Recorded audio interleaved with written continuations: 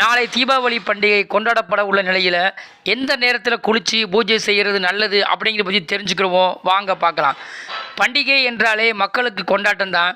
அதுவும் இந்து மக்கள் கொண்டாடும் பண்டிகையில் முக்கியமானதாக தீபாவளி பண்டிகை பார்க்கப்படுது. ஒவ்வொரு ஆண்டும் இந்த தீபாவளி பண்டிகை எப்போது வரும், எப்போது வெடிவெடிக்கலான்னு பொதுமக்கள் ஆவலோடு காத்து கொண்டு இருப்பாங்க. ஆண்டுதோறும் ஐப்பசி மாதம் அமாவாசை தினத்தில் தீபாவளி கொண்டாடப்படுவது வழக்கம். இந்த ஆண்டு தீபாவளி அக்டோபர் 20ஆம் தேதி கொண்டாடப்படுகிறது. தீபாவளி என்னாலே எண்ணெய் தேய்த்து குளிப்பதும் பூஜை அறையும் தான் ரொம்பவே முக்கியமானது. அப்படி நாளை எந்த நேரத்தில் எண்ணெய் தேய்ச்சி குளிக்கிறது நல்லது, எப்போ பூஜை செய்யலாம் அப்படிங்கிறத பற்றி முழுமையாக தெரிஞ்சுக்கலாம். வாங்க பார்க்கலாம். தீபாவளி பண்டிகைனாலே நாளைக்கு பார்த்திங்கன்னா அதிகாலை 3 மணிக்கே தொடங்கிடும். எனவே அன்றைய தினம் 3 மணிக்கு எழுந்து எண்ணெய் தேய்த்து கங்கா ஸ்நானம் செய்ய வேண்டும். அன்று கண்டிப்பாக நல்லெண்ணெய் மற்றும் சீயக்காய் வைத்து குளிக்க வேண்டும். இவை இரண்டும் மகாலட்சுமியுடைய அருளை பெற்றுத்தரணும்னு சொல்கிறாங்க.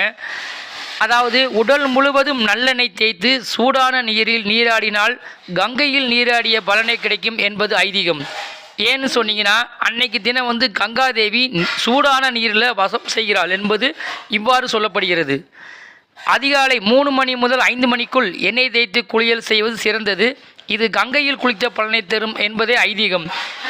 தீபாவளி அன்று அதிகாலை 4 மணியிலிருந்து 6 மணிக்குள் இறைபாடு செய்ய உகந்த நேரமாகும். இந்த நேரத்தில் உங்களால் இறைபாடு செய்ய முடியாது என நினைப்பவர்கள் காலை 9:10 முதல் 10:20 மணி வரை வழிபாடு செய்யலாம். நீராடிய பிறகு பூஜை அறையில் உள்ள இறைவனுக்கு பூக்களால் அலங்காரம் செய்து புது துணிகள், இனிப்பு, பழங்காரைகளை படைத்து அகல் விளக்குகளால் தீபமேற்றி இந்த ஒளியை இறைவனை வழிபட வேண்டும். உங்கள் பூஜை அறையில் எத்தனை அகல் விளக்குகள் ஏற்ற முடியுமோ அத்தனை விளக்குகளையும் ஏற்றி அந்த ஒளியில் இறைவனை வழிபாடு செய்ய வேண்டும். வழிபாடு செய்து முடித்த பின்னர் புது துணிகளை உடுத்தி வீட்டில் உள்ள பெரியவர்களின் காலில் விழுந்து ஆசீர்வாதம் பெற வேண்டும்.